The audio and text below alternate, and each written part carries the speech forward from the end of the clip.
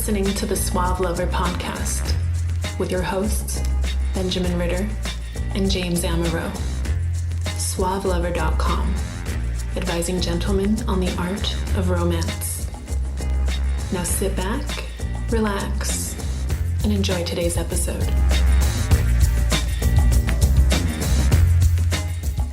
One year, it was like vampire and victim, and that was great. I thought it'd be cool if we reversed the roles, but I went as the vampire, but I went as a Lestat era, like 18th century with the Lestat and the you know, I had like the overcoat, and it was great because it was like True Blood vampire popularity. Kind of went against that, and the girl I was seeing had the bustier and the long flowing gown and drenched in blood, and so it was kind of a nice theme, and that was cool because we got to play into the fantasy, of course, whatever. Play with each other, play off each other.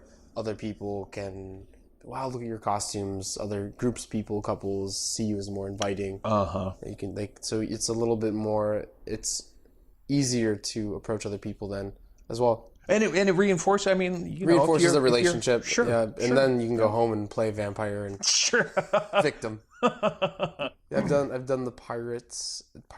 I've done like a Looney Tunes duo, and it's nice. It's fun because not only do you get to go out together, but you get to prepare the costume together. Sure. You get the memory afterwards. You get the photos. Oh, I'm there. The fantasy. Cat in the Hat and Thing 1 and Thing 2 with the girl I was seeing and her friend. That was a theme thing. That was fun.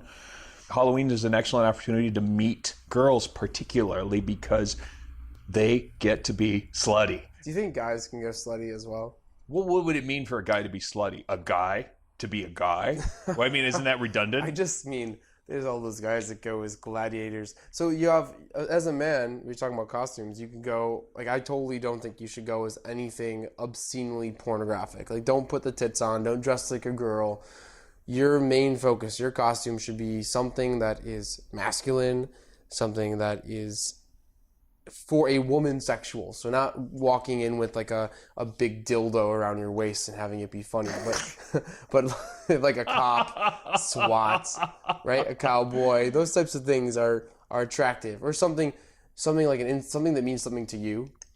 Yeah, I always think like if you're gonna do a costume, really execute well. Like invest in it. Don't just buy a good costume. Fake blood and just go out and scrubs. Yeah. Get an outfit, get it thought through so that it's good. Or make it clever. Because you can do some funny ass shit if you're a little bit clever with the costume. For one Halloween, I dressed up as a cowboy. Cool. And I made a shirt. I personalized it. I had ordered. It said, "Save a horse, ride a cowboy." It was simple. It was easy. No one else had that. And it was during the time when I think that song actually came out. Yeah. So everyone had it. Everyone knew what it was. A good friend of mine had a sandwich board. And he had put sort of front and back, the sandwich board deal. And it was a Facebook wall. And it was great because it looked exactly like your Facebook. And people would add on my wall. Yeah. That's right, right on my wall. And so that's fun. And then another year, I was a twister board. But I made a shirt and pants. I cut up a twister board and put it on. I used red dots over my crotch and over my ass, and everything else had different colors. And then I put a board on my chest, and I made all the dots red. Oh, yeah. So you're not being overtly sexual and kind of like rude, but you're being sexual and fun. And if you're not going to do that, then do something. Wear something that plays a little bit into who you are as a person. Yeah. Like I maybe would go as Moses, like a sexual Moses, because I'm Jewish. It means a lot to me. You could have fun with people all day with it. So once you decide upon your costume, don't kill yourself over what costume you're going to wear, but put a little bit of thought into it. And I highly suggest going online and browsing through different stores and accessories, running into Ragstock. And when you're searching, make it a date. So call a girl up that call someone that you're interested in or seeing. Go to Ragstock, go to Hollywood Mirror. Ragstock is a thrift store, just a Goodwill. Go to thrift stores or go to Halloween stores. The Halloween stores themselves are pretty lame. You won't find much in there. Yeah, it's very hit and miss. Very packaged. Sometimes it's very packaged. That's right. That's right. So unless you're into the whole mail order bride thing, take your date and go to some sort of thrift store. Make some fun out of it. Halloween is itself a month and a half of fun activities that you can reference and use to your advantage when dating and meeting women. Leading up to and following. Yes. invite people that you're seeing out, or approach women and ask them what they think you should be, or even better yet, have two options and ask the women what you think they should be? Invite the woman that you're seeing to night one on Thursday. Oh, yeah, because Halloween is in multiple nights. Well, yeah, especially in this year, it doesn't fall on the weekend. I think it is on a Thursday, in fact. So when Halloween hits, you've got Halloween itself, and then you've got probably the weekend before, and possibly the weekend after, although I think afterwards it's like you kind of get a lot of costumes. Yeah, you're right. Yeah, no maybe kidding. just the same one overnight. kidding. We'll just wash the cum stains out. Brother. Do you go trick-or-treating with your significant other or date on Halloween? I think any age counts. I would totally go trick-or-treating. The last time I was trick-or-treating as an adult, I got more than weird stares. I got asked not to come back. Who'd you go with? Yourself? Yeah. You went by yourself? I don't do that anymore. I just go scare the neighborhood kids, punch them, and take their candy. That way I ain't got to do the trick-or-treating stuff, because that's embarrassing. If you go up to a door and ask for free stuff and you're tall, it's embarrassing. It's embarrassing. Tall with facial hair. They card you when they hand out candy. This year I was thinking that it'd be topical to go as the guy from World War Z. But it's not a costume. You know, I don't want to be a zombie, because it's like I did that 11 years in a row. So I thought the World War Z would be good, but it's just Brad Pitt with shaggy hair. It's hard to replicate it as a costume. So I'm undecided about what to be this year. Just put a big sign on you, World War Z. Yeah, right, exactly. Yeah, exactly. And so that's another thing. Make sure your costume doesn't need a 5-minute explanation. Yes. But back to dates. Haunted houses. That's fun. Are great. Mm-hmm. Apple picking, pumpkin carving, pumpkin patches. You find yourself a place indoors where they're going to have an awesome party. You get tickets in advance. You don't wing it, because if you show up and throw up to a night like Halloween or a night like St. Patrick's Day in Chicago, you are going to miss out on everything. You can't do this spontaneously, unplanned, ad hoc. And it goes with the costumes. It goes where you're going to go. If you're going to go to a good house party, you know at least the selection. It's not going to be your 4 guy friends at a party with with that one girlfriend of your best friend. There's actually going to be a nice selection of new people to meet. And yeah. If they're not attractive, stick it out and enjoy your night, and maybe a couple more people will show up, or you take some stragglers and go somewhere else later on. But going someplace on Halloween night, going to a club not prepared, without tickets. Terrible idea. Terrible. So given that you're going to be all dressed up, and you're going to be, whether it's at a house party or you're going to be wherever, you're going to be in the company of a bunch of people who are costumed up, including you. Whether or not you're on a date, or you have a date, or you find someone that you like, get pictures, because you will be able to take pictures of you in a group. That will be hilarious. You'll be able to post it to Facebook. You can use it as social proof. So what is social proof? Well, social proof would be the demonstration that you have people who you can hang around with. Ideally, you're going to hang around with pretty girls in skirts who are wearing their slutty outfits, and that will convey, hey, I'm okay with slutty girls being around me. And all that. Because slutty is cool on Halloween. Well, slutty for a girl is the one day in the year in North America where she gets permission to be slutty. We slut shame all the time, but for whatever reason, Halloween has become the adult holiday. It's hijacked for her to be as slutty as she wants to be. And thank God she can be a slutty nun, or a slutty bumblebee, or a slutty cop, but she gets to be a slutty something. Slutty slut. So then why is it important that you have social proof? And then how do you react when you meet a woman that is slutty?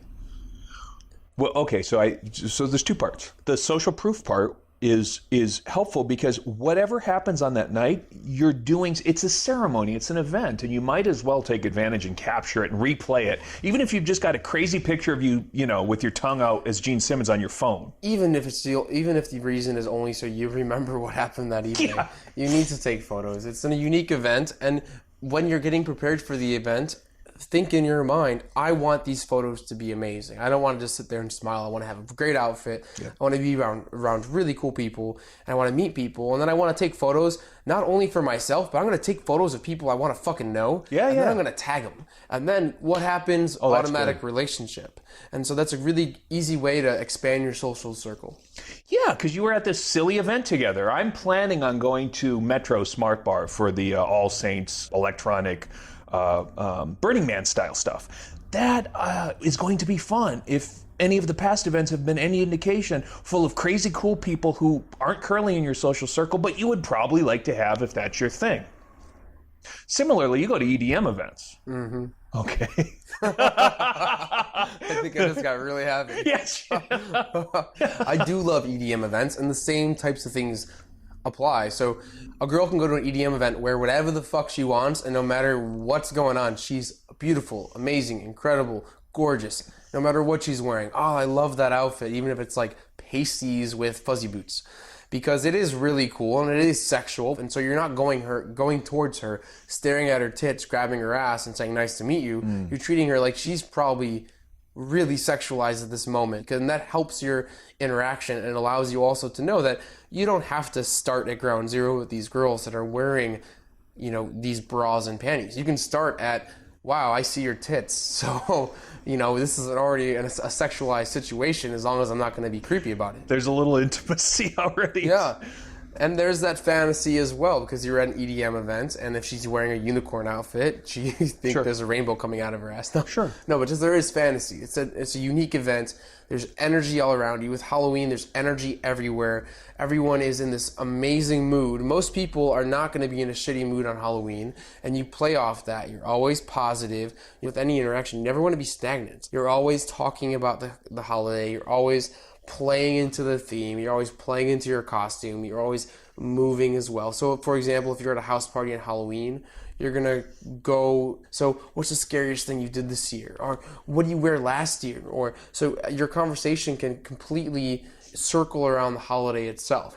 If she's really sexualized, you talk about something sexual in Halloween, like what's the craziest fantasy you've had? Or like, do you ever just like want to get taken by a vampire? You can say things that sexualize the situation.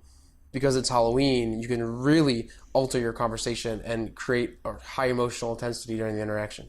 Yeah. It's the EDM or Lollapalooza event or any of those where that's your frame of reference without Molly. Yeah. And if your frame of reference is it's a big party, Halloween is a really big communal celebration. The Essentials by Benjamin Ritter is your concise manual for life improvement and success with women.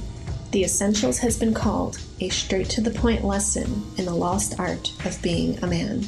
Packed with insights, this book will transform the way you think about dating and relationships. Get your copy of The Essentials by Benjamin Ritter at Amazon.com or in select bookstores today. And I want to address a very small subsample of our listening audience. There are very few people that I mean to address this remark to. If you're not one of them, just listen silently. The guys who are slut-shaming are the guys who think, I'm so much better than this girl. I can't believe that this girl would stoop to getting all dressed up, getting all slutty. I only want a good girl.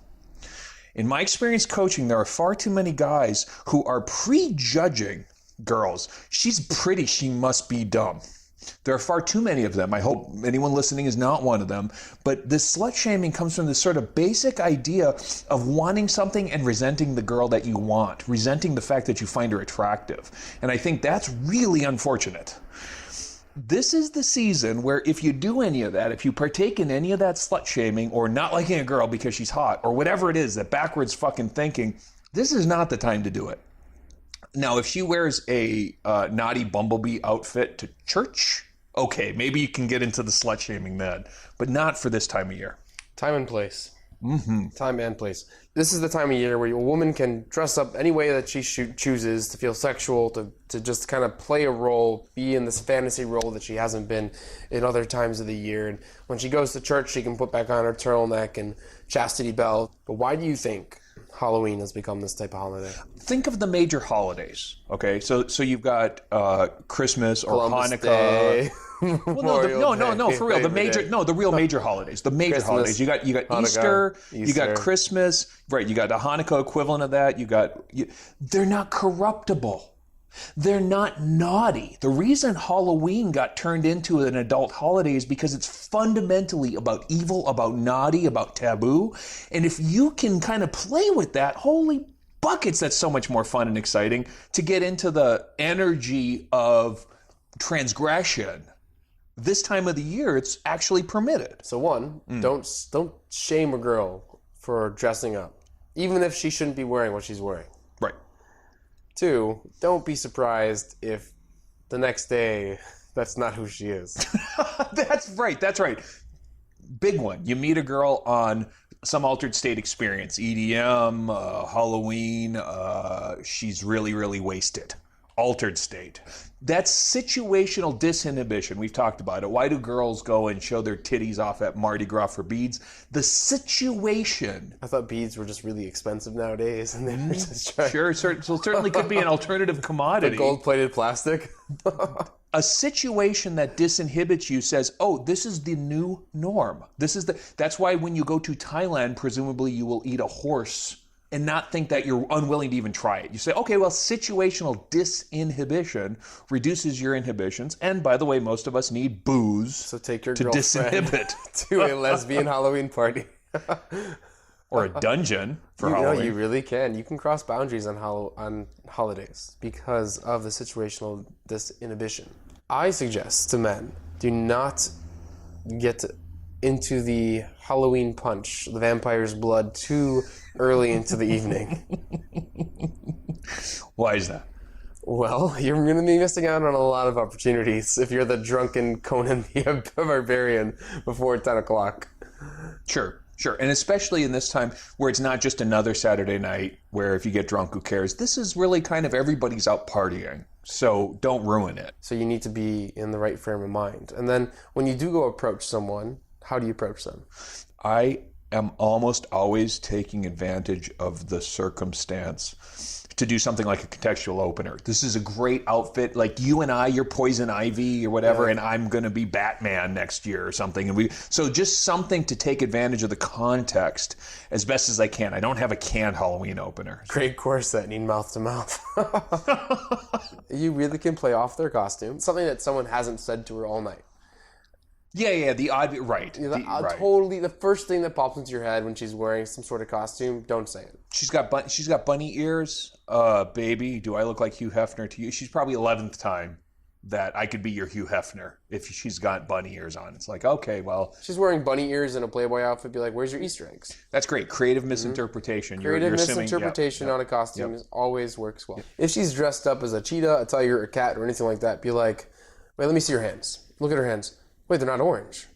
What are you talking about? Like, aren't you the Cheeto guy?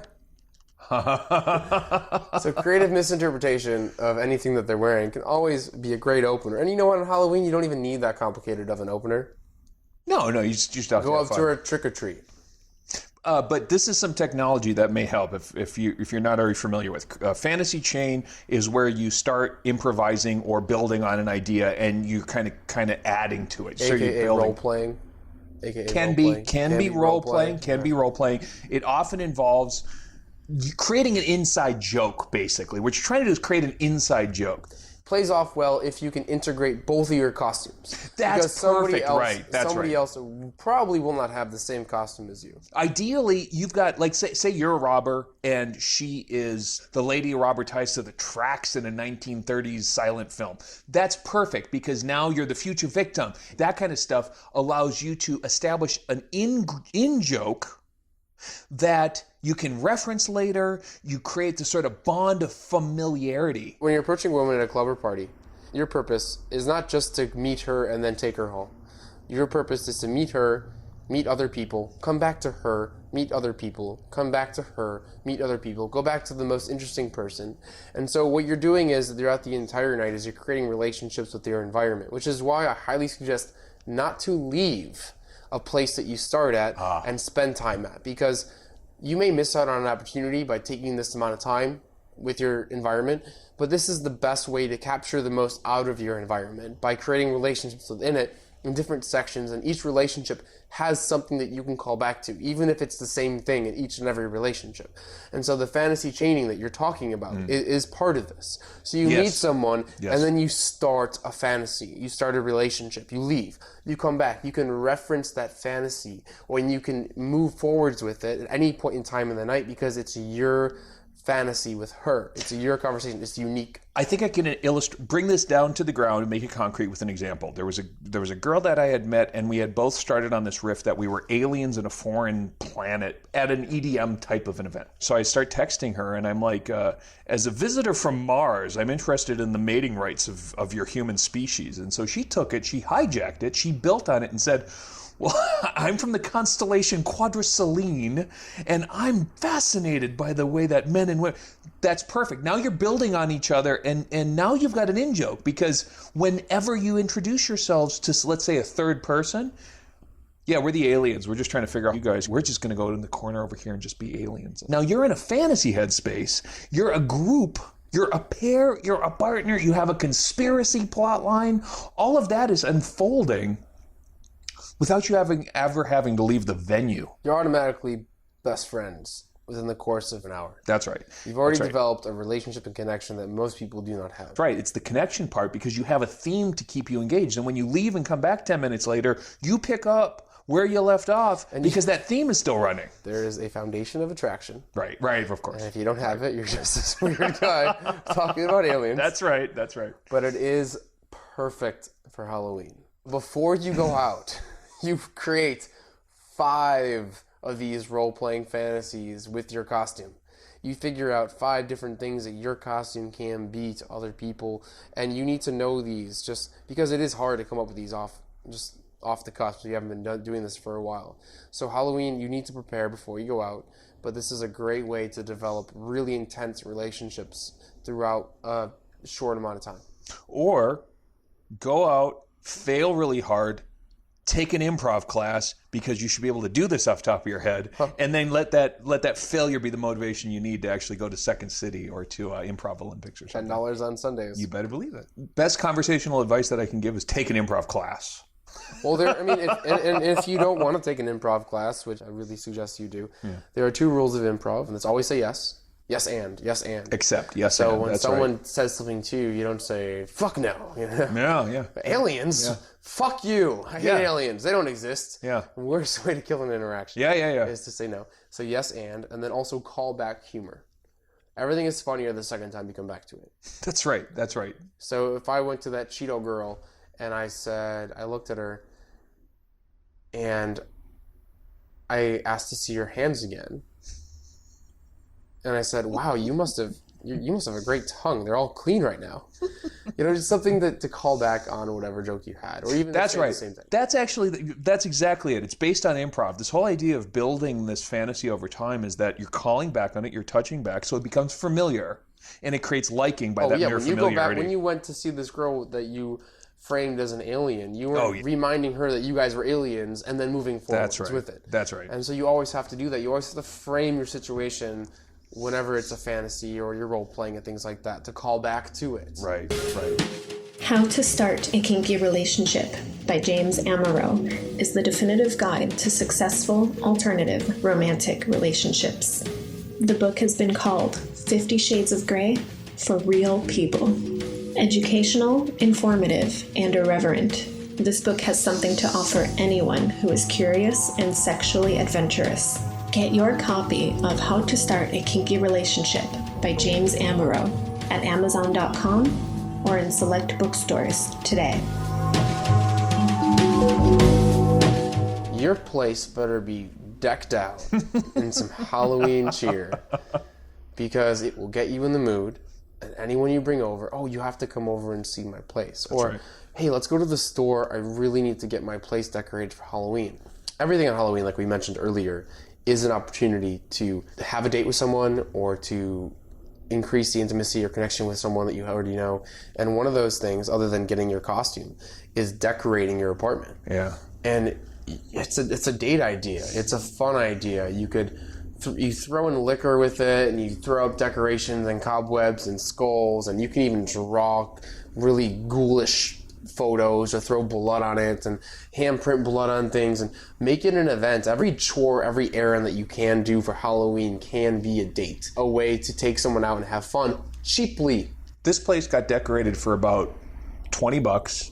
I got skeletons in all the windows, and I've got ghoulish creatures on the door, and I got a zombie no crossing sign. So that's kind of like, it's fun. But it was an hour worth of fun stuff, and it was basically foreplay. Every time you wake up, you think of Halloween. That is true. And dead people, and how eventually we all return to dust. Lestat. That was callback humor, by the way. I didn't even have to do anything. That's right. But then also you could say, hey, come upstairs. I want to show you my decorations. Right. Or get one really cool decoration, as a part of your cobwebs and part of your apartment, and always invite people in to come see it. Last year I carved pumpkins, and it was with the girl I was seeing at the time, and that pumpkin carving shit show, by the way. You put down plastic, put garbage bags down, plan ahead. You're in Dexter, like I should have been. Yeah, like you're Dexter prepping a room. Brains. That was tremendously fun and exciting, and it was fresh, and it was like, how is this going to go? Enjoy Halloween. Make the most of it. And you know what? Because afterwards, after Halloween, there's still a little bit of fun you can have from it. Look, you got months of posting you put your pictures on Facebook. So you got that. But you got a month where you can just talk about what awesome outfits were, what your awesome outfit was, what experiences you had. And this is true of events in general. If you do cool things and you have cool experiences, relaying those to people afterwards makes you cool because you did cool things. You can describe cool stuff. You got cool pictures to show. So you get a little bit of replay value when you do fun and cool things anyway, that you can take advantage of even after the holiday itself. Don't be that too cool guy to take photos. So happy Halloween, and get your scare on. Wait, we forgot something. What did we forget? We forgot horror movies. Horror movies? Horror movies? Horror movies. We're not slut-shaming. We can't do horror movies. Ah, fuck. By the way, this is no sponsor affiliation whatsoever, but 3wishes.com. Okay. Great website to get some really scandalous outfits for someone that you're seeing. Oh, cool. Yeah. But horror movies. Easiest winter date, because you don't want to go out because it's too fucking cold for you. Yeah. You're tired as hell. Yeah, you don't have much money because it's October. You spent all your money making this awesome Halloween costume. You're right. What the fuck are you going to do? Horror movies. That's brilliant. Horror movies. Old school black and white. Old new ones even. Download them on your computer. Netflix has gigantic alligator attacks New York movies. Like, sure. Netflix has some great stupid horror movies. Do some research, go online, invite her over, have some fun little orange candles or some apple cider vodka, and watch some horror movies, cuddle close and end the night with a little bit of Lestat and vampire victim fun. I love the idea of a horror movie. The thing about horror movies is they create an incredible fight, flight, freeze response. They create an incredibly intense adrenaline response. Like haunted houses. Like haunted houses. But all that home, stuff. but Right, you're home. Right. But you're safe. With a bed. So you can console one another after the experience has occurred, which is huge. Because the haunted house stuff is fun, it's frightening, it's great, and afterwards you all feel excited because you're safe and all that. Right. But boy, do horror movies go a huge, long way to creating an emotional experience with someone. And so we've got the study about being on a bridge. The shaky bridge study. And I think it was called the shaky bridge. What was this? I think that's called, right. The basically. shaky bridge study. Right. And it basically sent men and women. Yeah. Men and women across the shaky bridge. Yeah. And in a non-shaky bridge. Yes. I believe. And they met someone of the opposite gender at the end of the bridge. And they asked for directions. Something like that. And they got their number, a date. The feelings of attractiveness and connective, and if they called the person afterwards, if they went and actually went on a date with them, were significantly higher on the shaky. Almost double in the case where there was an adrenaline rush. So we associate fear and excitement and attraction as one chemical stimulus. We can't tell the difference. And apply it to everyone that's around us. Yeah, so all of a sudden, just merely being excited in the company of another person made that person more attractive. So lock a girl in the room, come in with a gun. Be like, bitch, give me your money. Wait, isn't that called Thursday? But the horror movies... The point of it is that the horror movie represents an adrenaline rush and an emotional high. Absolutely, and take advantage of it because now is the time. So happy Halloween, everybody. Yes, Merry Christmas. From Suave Lover. Hope you already have your Thanksgiving decorations ready. That's right. But make the most of this holiday. Mm-hmm. Go out.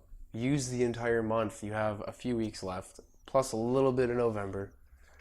Decorate, find your costumes, ask women for advice, go to 10 different parties, stay at a party that is good, and create a ton of slutty, fantasy-driven relationships. You have been listening to the Suave Lover podcast. Visit suavelover.com to become the kind of man that women crave.